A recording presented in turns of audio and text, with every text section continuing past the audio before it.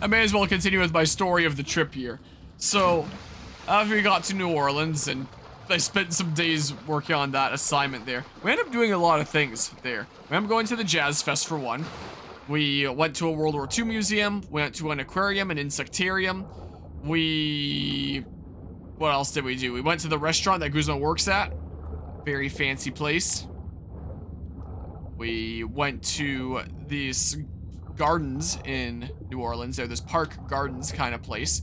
They had a lot of really cool plants everywhere. It was huge. We went to a lot of places. Let's yoink. I will loot that. That Guzma mad lad had told me that he snagged a PS5 for like really cheap because it was behind some customer service counter where it had been returned, but seemingly had nothing wrong with it.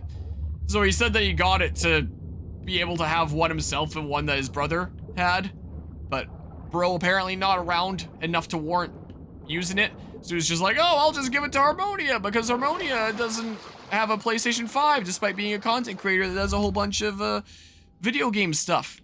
So should I just like fast travel over there and then I can go do this? Sure, I'll do that. So I have a PS5 under my desk now, and I'm worried that if I adjust, there's gotta be a better place for it than under here. Like I have my second computer over here that I have my legs up on right now that I've played Assassin's Creed Odyssey on before.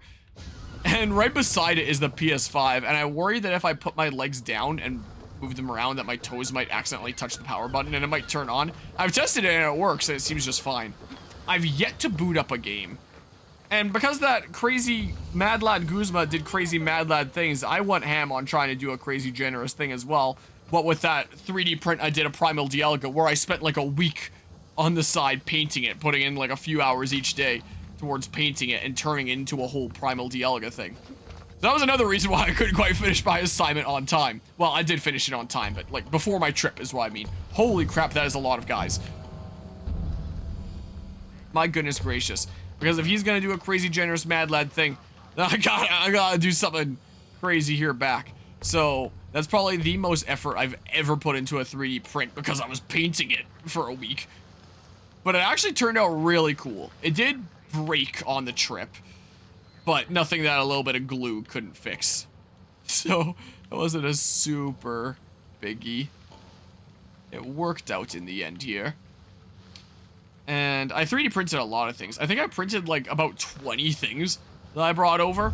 Another big multi-piece thing was I asked him what his favorite dagger from solo leveling was because he really likes solo leveling. He said the Night Killer, so I printed him like a full-size Night Killer that I transported in pieces. Even though it would have transported really cleanly, pre-assembled, I didn't want to get in trouble with airport security for carrying a dagger over the border, even if it is made of plastic. Also, before I get too carried away here.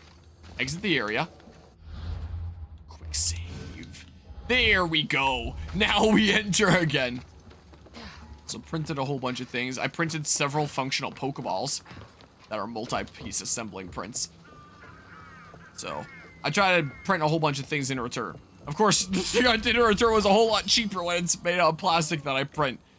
But a lot of effort going into it is the case. Should I? Whoops. Wrong button here. Phone a friend. Can I not phone a friend while I'm on a ledge like that? Oh, come on. Pixel Hunter Simulator. Come on. Maybe if I'm here? No!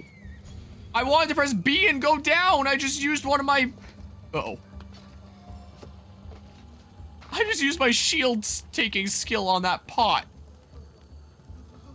Squeezy, I guess you're not a guard. You suspect nothing. And then I can phone a friend from here when he stops looking for me. That actually works out perfectly. I wasted an adrenaline point for nothing. So yeah, spent a decent bit of time there.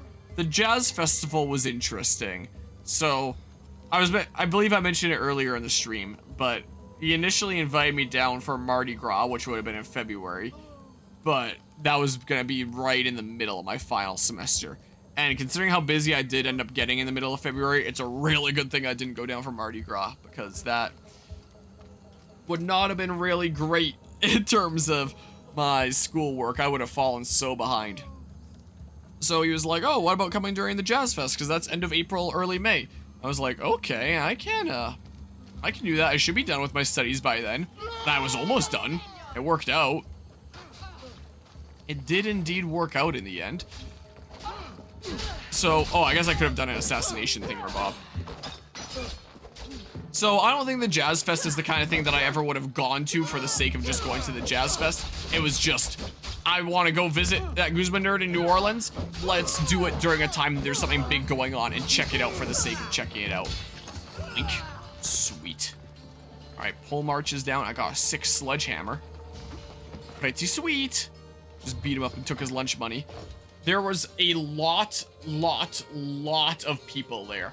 As I was mentioning earlier, the fact that people were getting rooms in Baton Rouge like an hour away to go to the Jazz Fest. It was crazy. People had signs on their front yard, like if they lived in the neighborhood near the Jazz Fest, oh, that would say $25 parking. And there'd be like 4 or 5 vehicles on their front lawns. And the Jazz Fest goes on for like 2 weeks or something like that, I believe. So that's easy money during that time if you're willing to sacrifice your lawn a little bit. Ooh. And people were making use of those. Dang it, I was worried that might be a bit much of a ledge. Okay, hold on. Oh, hold on, line you up. Dang it! Oh yeah, I can't parry that one. Hold on a hot second here. Maybe I'll just fight him.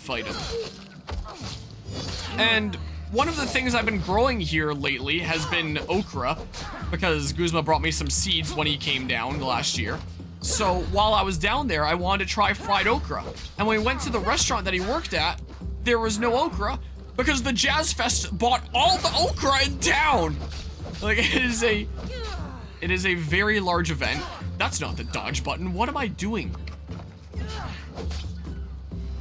So a very big thing, a lot of food places, all the porta potties they had like probably 30 or 40, and the lines in front of them, in front of each of those, would probably be 30 or 40 people each.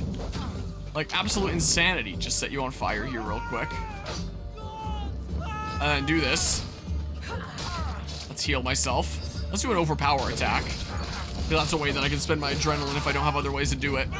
That I keep forgetting here. Friendship kick. Oh, but I think the fire killed him. That's fine. Okay. And then the last guy is that guy there. Okay. I gotcha. And the other things are burning war supplies, so I'll do this one before I get too carried away. Is that a guy I need to kill? Should I go kill him really quickly? A little on-the-go thing. I was about to say a drive-by, but... Here, hold on. Hold on. Whoa, wait. I can quick save out here. Sweet. I'm sure I could teach you a few things. Well, how about you try, Mr. Nonchalant Dudo? There's a bounty on you, so sucks to suck. Sorry about your luck. Well, nice miss. I'll continue my story here shortly. No, put it down! Put it down! I'm not gonna put it out. I'm gonna keep it burning. Keep it burning even longer. Maybe I should have phoned a friend before I did this. Do I have to kill him or can I recruit him and complete the bounty just for fun? Okay. So if I mixed in light and heavy attacks, so like light, heavy, light, oh, light, heavy, light, heavy. Whoa! Okay, so if I really whittle him down here. Whoa, I really send him, don't I? Okay. So if I were to say... What, that killed him? It didn't say it would kill him. Well, I guess I'm confirming kill. There's no way to recruit him now. And he was so nonchalant. I wanted to recruit him. But like... Well, I guess I'm taking a bunch of mercenaries now before they become problems for me later. Well, beat him up, take his lunch money. This is what I should have done on the other guy. Does he have a pet boar? Is that what's going on here? Whoa. No! I pressed the heal button! Probably didn't save that. Which means I can now recruit the nonchalant guy, maybe. I don't know. I don't know. Whoa, the screen's getting shaky. What is happening? Why is it getting so shaky? Oh, okay, it chilled out. So... Oh, it saved at that. Okay. Well. Alright, let's beat him up, take his lunch money. Ha ha ha ha ha ha! I can still... No, I can't still stealth attack. I'm taking this. It's mine. Bonk. Alright, now beat him up! Beat him up now! Get him! Holy crap. Get him. Wow, I'm just eating like every single attack he throws out, aren't I? I was gonna parry that, but you went after my friendo. Okay, well. Well. Oh crap. Whoa, that was close! Okay, let's try this. Okay. Maybe I recruit the unrelenting guy rather than the nonchalant guy. Yep. I got Brawler's armor, apparently. Okay. Dealing with more mercenaries, getting up my mercenary rank. I forget what that does for me. But at least it gets them out of the way. I think everyone here is still marked. Anyway, different things there. The jazz festival. So there would be these stages that would be set up either outside and a bunch of people would be set up with lawn chairs or just sitting on the ground in the grass, or basically these like uber massive tents that would have well over 100 people that would be spectating, maybe even a couple hundred. Like, it was insane. The numbers were ludicrous.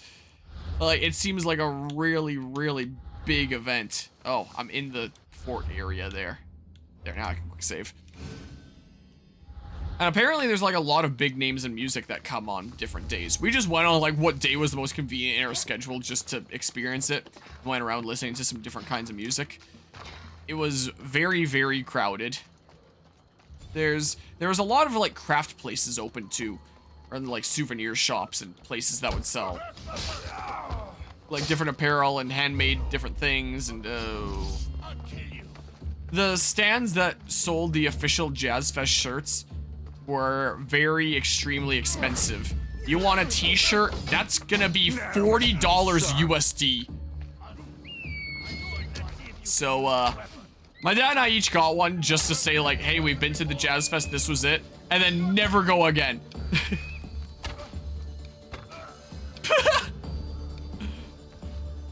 Wow. I'm high. Nice shot. Okay, is this life now? So yeah, I don't think I'd ever go again. But now I can say that I've been to the Jazz Festival. I didn't even kick him! He just threw himself off. He pulled a Thanos. He was like, fine, I'll do it myself. Because he didn't want to suffer this fate. Oh, never mind. Oh yeah, I can't parry those ones. Okay, wrong way. Why'd that guy go down? Okay, I guess I'll just build up my adrenaline here. Okay, just... Our Ireland's leader is now vulnerable. Okay,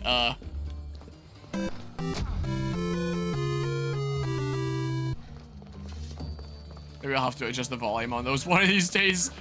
Or maybe I just won't and stay lazy. You suspect nothing. Did he just say the fuck? Okay, what? I thought the preview said that wasn't gonna kill. Oh, are they coming over to me now? Yoink, yoink. Lots of arrows. How many do I have? 26 out of 60 is my capacity now. I thought my capacity was 50. Did that upgrade with my spear too? Didn't say that that would upgrade when I was looking at the things that it would upgrade. Okay. Yoink. All right. So, oh, and I went over there to burn war supplies, and I forgot, and I got distracted by kicking everyone off and having too much fun. Dang it, man. Oh, well. I'll loop back around. There's war supplies over here to burn. Yeah, so it was certainly something. I also, as a gift, I was also given a matching Hawaiian shirt with Guzma there that I believe his mom picked up both of, he was saying. Thought I pocketed some materials, but it also didn't show me getting any materials, so I don't know what's up with that. Don't know what be up with that. And the prisoners were out here? I thought? Oh, they're over there.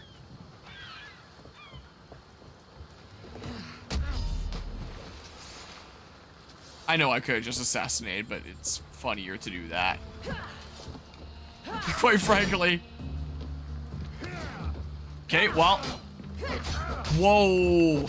Wingardium Leviosa. Yeah, I do a lot of damage with my attacks now. Really nice. Maximum capacity reached. Oh. I should start destroying some of these things between sessions. This is what I should be doing.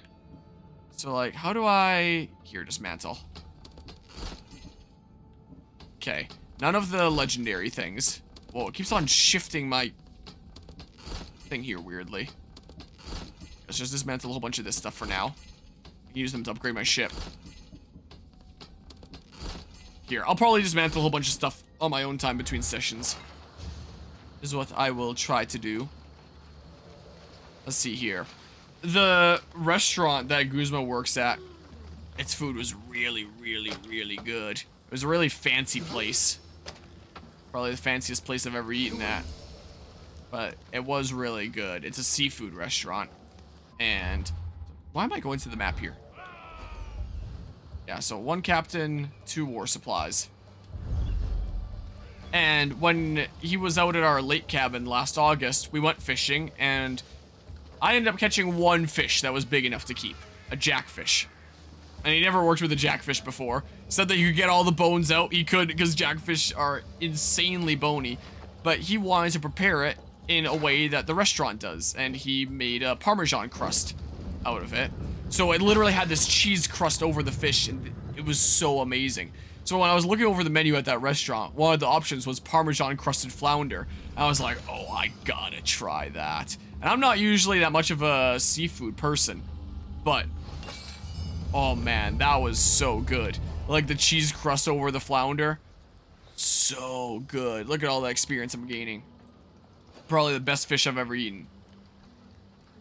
Like, it was really delicious. And the head chef was occasionally sending out like these small little appetizer and different things to try out, just compliments to the chef, since Guzma was there eating with us. So we were treated very well. Got to try out all sorts of different things. It was pretty fun. There's arrows here. I want those arrows, and you are in my way. Jeez, it's brutal. Boink. And then, is that more arrows I could have yoinked? Too late now. What was that? What was that? So that was really good. Yoink. I don't know if I'd classify that as a yoink in hindsight, but oh well. So, 1 more war supplies and the captain. The captain's over there. Okay, and the war supplies are there. So maybe I'll go yoink these war supplies. The World War II museum was pretty interesting.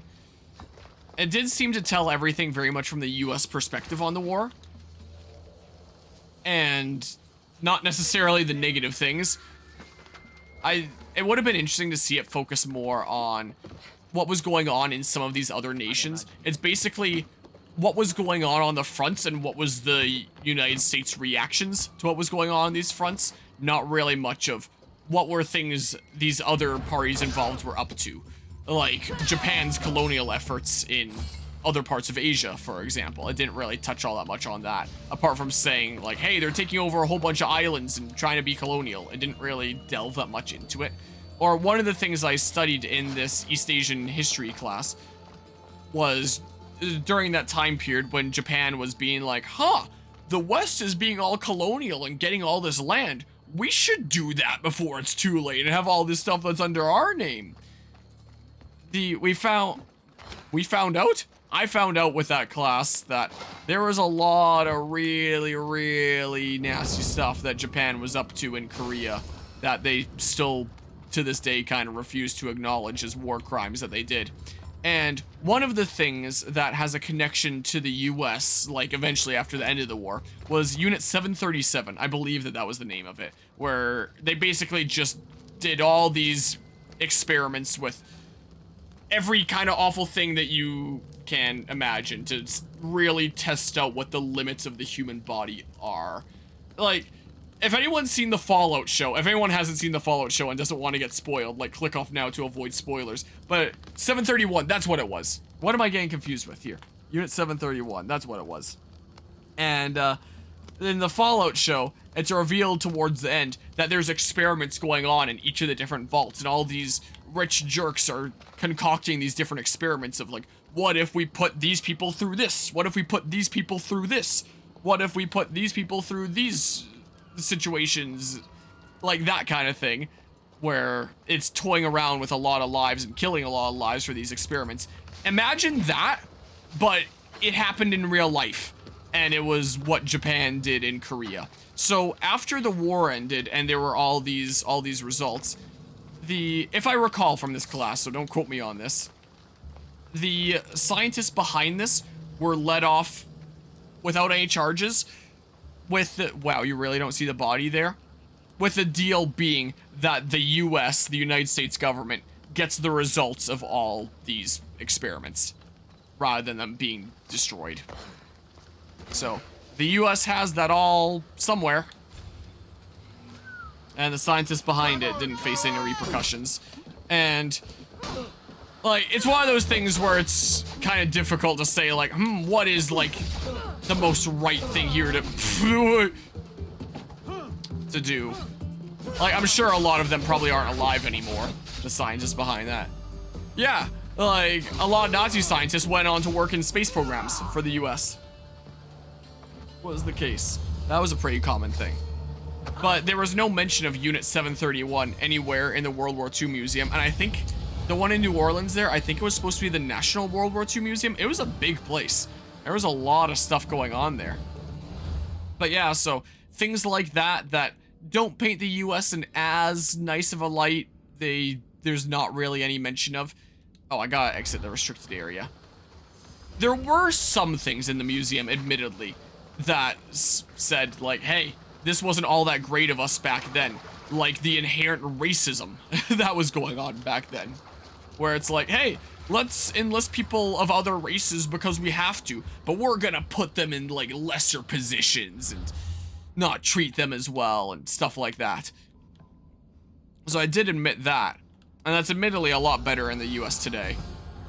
Still a lot of progress that can be made. Like, it's still far from perfect today in the US, but stuff like that, like Unit 731, where there was no mention of Japan being up to that, or some of the reasons for dropping the bombs. Like, I think they only had, like, a couple little slides on dropping the bombs. They had, like, a whole section on, like, the creation of the atomic bombs, and then a very small subsection on dropping the bombs and ending the war.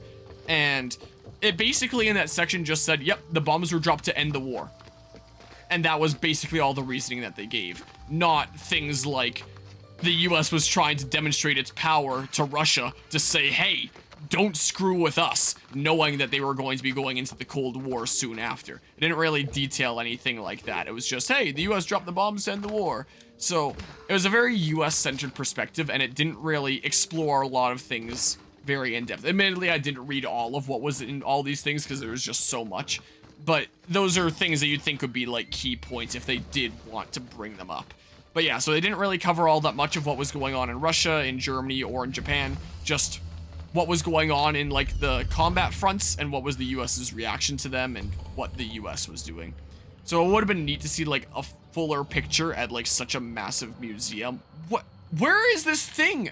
So how's it going today, Reggie Bump? Good morning there. Yeah, Unit 731 basically did a lot of experiments in order to find the human body's limits at the expense of human suffering and fucking course.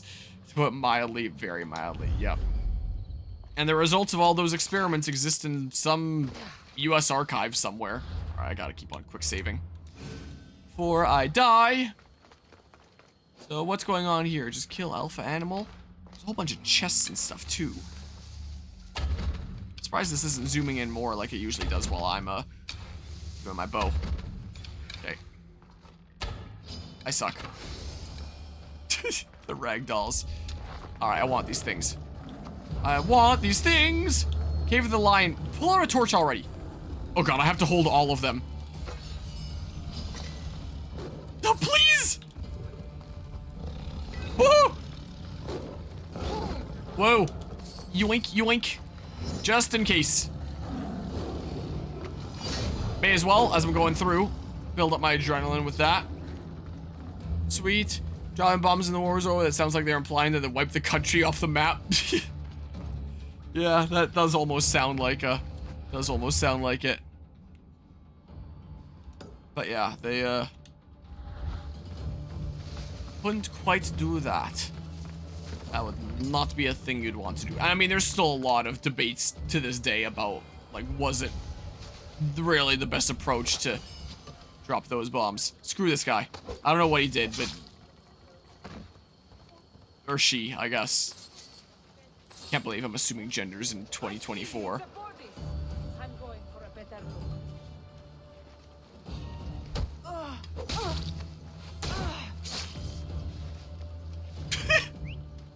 Who is doing that? Worst part is that Japan may well have been almost wiped off the map considering all the bombs the US dropped. Yeah, not wrong. Just like the bombing raids. All that.